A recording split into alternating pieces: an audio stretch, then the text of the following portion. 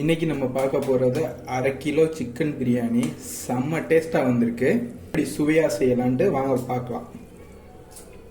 எண்ணெய் ஒரு 150 ml ஒரு 200 ml ஊற்றிக்கோங்க. ஒரு 3 டீஸ்பூன் நெய் ஊற்றிக்கோங்க.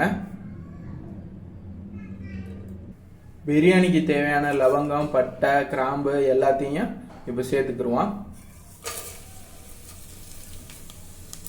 நம்ம ஆல்ரெடி நறுக்கி வச்சிருக்க ஒரு 5 பெரிய வெங்காயம் அதை சேர்த்துக்கிடுவோம்.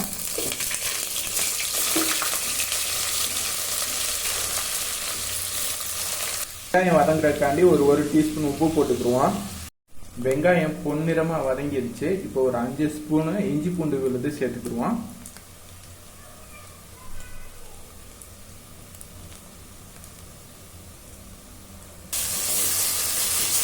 நல்லா ஒரு கிண்டி விட்டு இஞ்சி பூண்டோட பச்சை வாசனை போகிற அளவுக்கு வதக்கிக்கங்க. இஞ்சி பூண்டு பேஸ்ட்டு அடி பிடிக்க ஆரம்பிச்சிடும். அதனால லோ ஃப்ளேமில் வச்சு நல்லா பச்சை வாசனை போகிற அளவுக்கு வேக வச்சுக்கோங்க. நல்லா பச்சை வாசனை போகிற அளவுக்கு வதக்கியாச்சு. இப்போ கருவேப்பிலை, புதினா, பச்சை மிளகா ஒரு 6 பச்சை மிளகா சேர்த்துக்கிடுவோம். 1 ஸ்பூன் தனி மிளகா பொடி சேர்த்துக்கோங்க.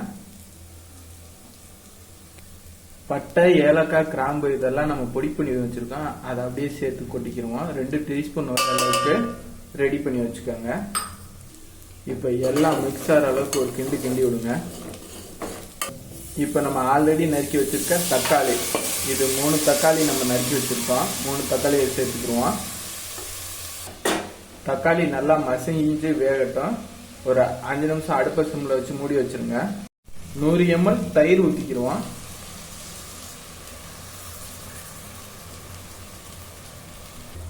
தயிரை நல்லா மிக்ஸ் பண்ணி ஒரு 2 நிமிஷம் அடுப்பை சிம்ல வச்சு வேக வச்சிருங்க. இப்போ நம்ம ஆல்ரெடி எடுத்து வச்சிருக்க 3/4 கிலோ சிக்கனை சேர்த்துக்கிடுவோம்.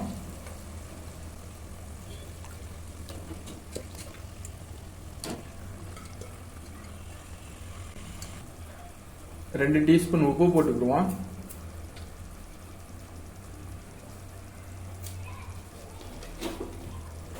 இப்போ எல்லாம் மிக்ஸ் ஆகிற அளவுக்கு கிண்டி விடுங்க. எல்லாம் சிக்கன்ல அந்த மசாலா நல்லா ஒட்டணும். அந்த அளவுக்கு நல்லா கிண்டி விடுங்க. மசாலா சிக்கன் கறி நல்லா வந்து எண்ணெய் பிரிஞ்சு வந்துருச்சு. இப்போ நம்ம எலுமிச்சம்பழம் சேர்த்துக்குவோம். 1/2 பழம் எலுமிச்சம்பழம் சேர்த்துக்குவோம். இப்போ எல்லாம் மிக்ஸ் ஆகிற அளவுக்கு நல்லா கிண்டி விடுங்க. இப்போ நீங்கள் எவ்வளோ அரிசி போடுறீங்களோ அதுக்கு 2 பங்கு தண்ணி ஊற்றிக்கோங்க. இப்போ 1 டம்ளர் அரிசி போடுறீங்கன்னா 2 டம்ளர் தண்ணி ஊற்றணும்.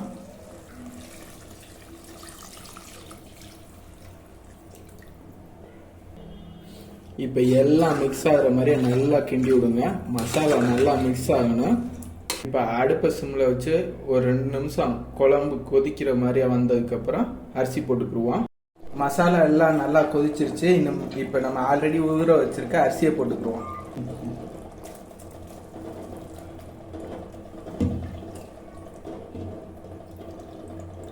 அரிசி போட்டாச்சு. இப்போ எல்லாம் மிக்ஸ் ஆகிற அளவுக்கு ஒரு கிண்டி விடுங்க. கிண்டக்கூடாது, உடஞ்சிடும் சிக்கனு. அதனால லைட்டாக கிண்டி விடுங்க. இப்போ ஒரு 1/2 டீஸ்பூன் உப்பு பார்த்துட்டு நீங்கள் போட்டுக்கோங்க. எங்களுக்கு கம்மியாக இருக்குது, அதனால ஒரு 1/2 டீஸ்பூன் போட்டுக்கிடுவோம். இப்போ ஒரு நல்லா ஒரு கிண்டி விடுங்க. இப்போ மீடியமில் வச்சு ஒரு 5 நிமிஷம் வேக வச்சுக்கோங்க. தண்ணியும் ரைஸும் ஒரே லெவலுக்கு வர்ற அளவுக்கு கொதிச்சிருச்சு. இப்போ லைட்டாக லெவல் பண்ணுங்க. இப்போ நெய் ஒரு 2 டீஸ்பூன் ஊற்றிக்கிடுவோம். இப்போ அடுப்பை சிம்ல வச்சு மூடி வச்சு பக்கத்தில் நம்ம ஆல்ரெடி தம்முக்காண்டி சுடுதண்ணி வச்சுருக்கோம். அதை தூக்கி வச்சுக்கிறோம். சுடுங்க. 10 நிமிஷம் நம்ம பிரியாணியில் இப்படி சுடுதண்ணி வச்சுட்டு சிம்ல 10 நிமிஷமும் அடுப்பு ஆஃப் பண்ணிட்டு அப்போ ஒரு 10 நிமிஷமா வச்சு. பிரியாணி சூப்பராக வந்திருக்கு. செம்ம டேஸ்டாக வந்திருக்கு. நீங்களும் வீட்டில் செஞ்சு பார்த்துட்டு வீடியோ கீழே கமெண்ட் பண்ணுங்க. வீடியோ பிடிச்சிருந்தா லைக் பண்ணுங்க, ஷேர் பண்ணுங்க. மறக்காம நம்ம சேனலை சப்ஸ்கிரைப் பண்ணுங்க.